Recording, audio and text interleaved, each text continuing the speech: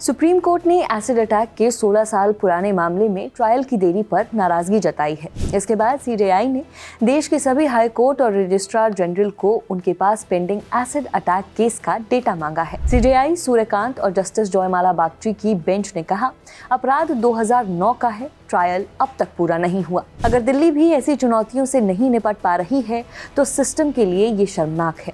Court ने कहा, acid attack करने वालों के साथ कानून किसी तरह की नरमी नहीं बरत सकता। याचिकाकर्ता सुप्रीम कोर्ट में हर दिन सुनवाई के लिए अर्जी दे, जिससे केस को प्राथमिकता मिले। दिल्ली में भी ट्रायल जारी है, वहां भी इसके निपटारे के लिए आवेदन करें। बार एंड बेंच की रिपोर्ट के मुताबिक जिस एसिड अटैक सर्वाइवर की वजह से सुप्रीम कोर्ट का ध्यान इस तरफ खिंचा है, उन्होंने कोर्ट में कहा, साल 2009 में मुझ पर अटैक हुआ था, लेकिन अब मैं दूसरों के लिए काम करती हूँ। बहुत लोग हैं जिन्हें जबरदस्ती एसिड पिलाया जाता है और वो भी उतना ही दर्द झेलते हैं। उन्हें फूड पाइप से खाना खिलाया जाता है। सीजेआई सूर्यकांत ने पूछा कि क्या जिस आरोपी ने उन पर हमला किया था उसका ट्रायल अभी भी बाकी है।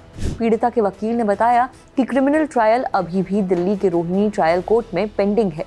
ये सुनकर चीफ जस्टिस ने नाराजगी जताई और कहा कि इतने सालों तक ट्रायल लटका रहना बहुत ही ज्यादा शर्मनाक है। भारत के सॉलिसिटर जनरल तुषार मेहता ने भी कोर्ट की चिंता को सही बताते हुए कहा, जिसने ये अपराध किया उसे भी वैसी ही सख्ती से सजा मिलनी चाहिए। कोई एजेंसी इसका विरोध नहीं कर सकती। इस पर सीजेआई ने सॉलिसिटर जनरल से पूछा कि सरकार की तरफ से ऐसा क्या कदम लिया जा सकता है जिससे एसिड अटैक पीड़ितों को मदद मिले। कोर्ट ने कहा कि सॉलिसिटर जनरल साहब, कुछ कीजिए। अगर आपकी तरफ से पॉजिटिव एक्शन आता है तो बहुत फर्क पड़ेगा। डिसेबल्ड की डेफिनेशन में एसिड अटैक सर्वाइवर्स को भी शामिल किया जा सकता है। इस पर ऑर्डिनेंस भी लाया जा सकता है, लेकिन इस तरह ट्रायल में देरी होना पूरे सिस्टम का मजाक है। कोर्ट ने पूरे देश में सभी एसिड अटैक मामलों के पेंडिंग ट्रायल्स की डिटेल्स मांगी है। इस पर अब अगले हफ्ते सुनवाई होगी। ऐसी खबरों के लिए विजिट कीजिए thelondon top.com।